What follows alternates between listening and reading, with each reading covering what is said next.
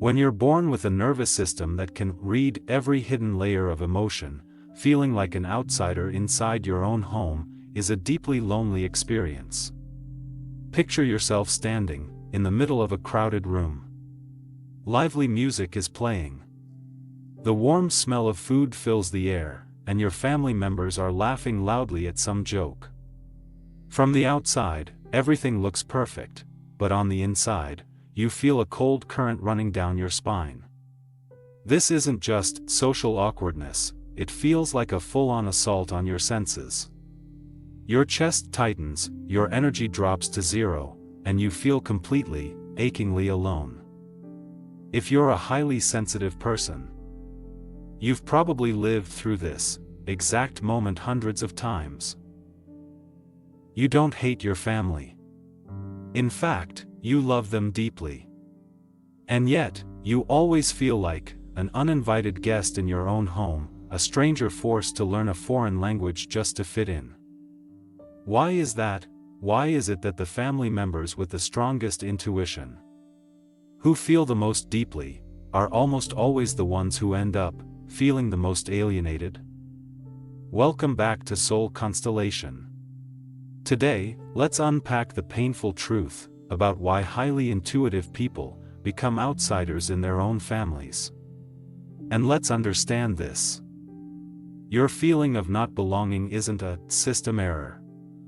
It's the inevitable result of an energetic mismatch. Let's start with the simplest layer: lifestyle and social dynamics. In modern society, we're conditioned to celebrate extroversion and wide social circles.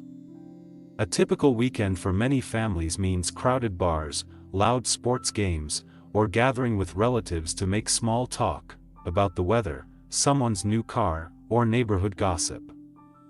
For an ordinary family, this brings stimulation and connection. But for a highly sensitive person, your nervous system runs on a completely different operating system. You process information 5 times more deeply than the average person. Loud laughter and chatter, clashing undercurrents of emotion. Even the heavy scent of perfume in the air, these aren't ordinary background noise to you.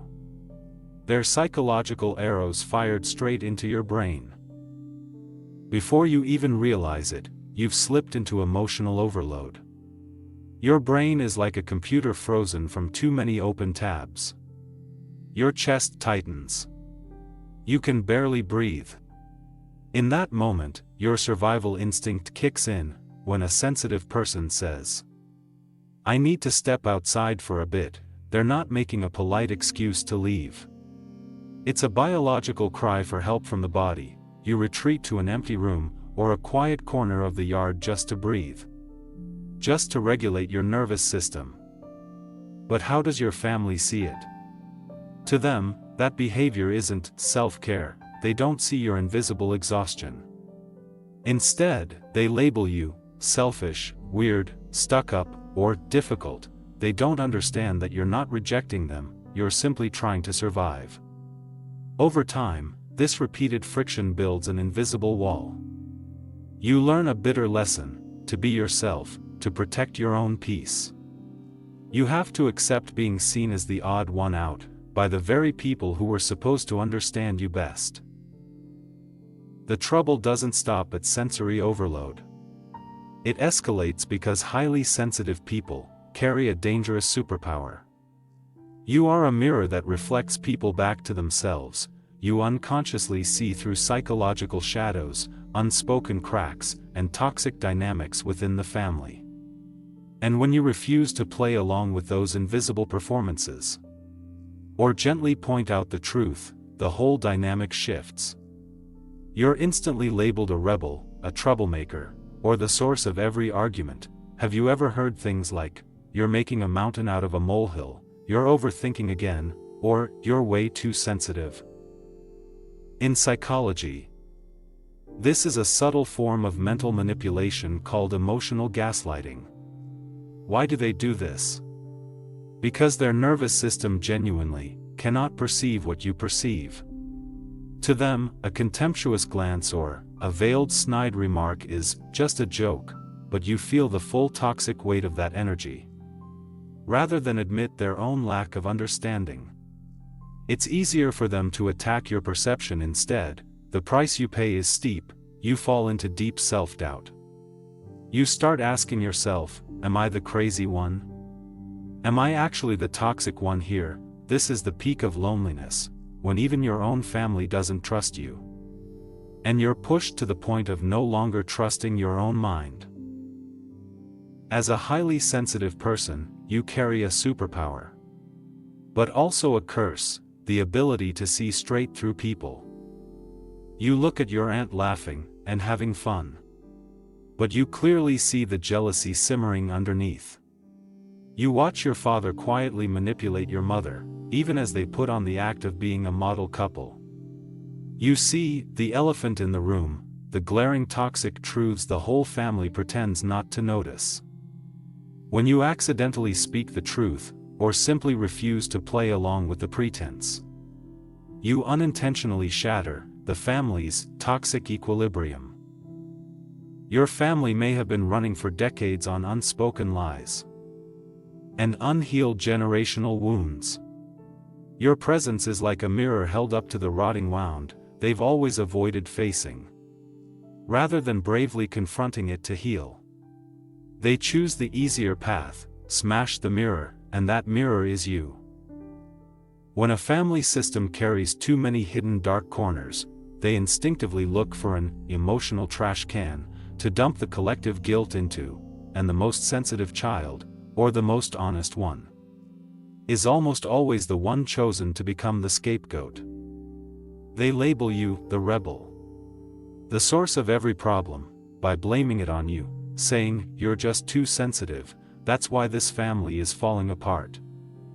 The whole family gets a convenient excuse to avoid looking at their own mistakes. They get to play the innocent victim, while you get turned into the toxic culprit.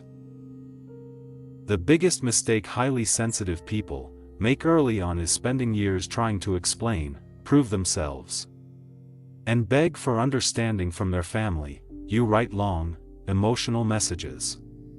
You cry, you try to walk them through the psychology behind your feelings. But the result is almost always a painful zero. Worse still, they may later use the very vulnerabilities you shared as weapons against you. Here's a harsh truth that will set you free. You cannot ask a blind person to describe color. And you cannot demand empathy from people who don't have the capacity for it, or who refuse to develop it. The harder you try to change them, the more you abandon yourself into a spiral of loneliness. If you see yourself in today's video, take a deep breath and remember this: you are not broken. There is nothing wrong with you, you simply carry a more advanced, more finely tuned emotional nervous system. Stop trying to wake up your family. Your only job right now is to protect yourself. It's time to build strong emotional boundaries. You have no obligation to perform in their play, and you are certainly not responsible for fixing or healing them. Go find your tribe out in the wider world, in the community of sensitive people, among safe friends, or with a therapist who understands trauma. You've spent your whole life wondering why you never quite fit on your family tree. Maybe that's because you were born to grow a forest of your own.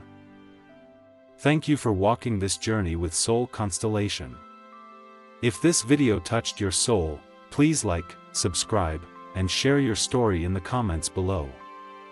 You are seen, your worth is recognized, and you are never truly alone. See you in the next video.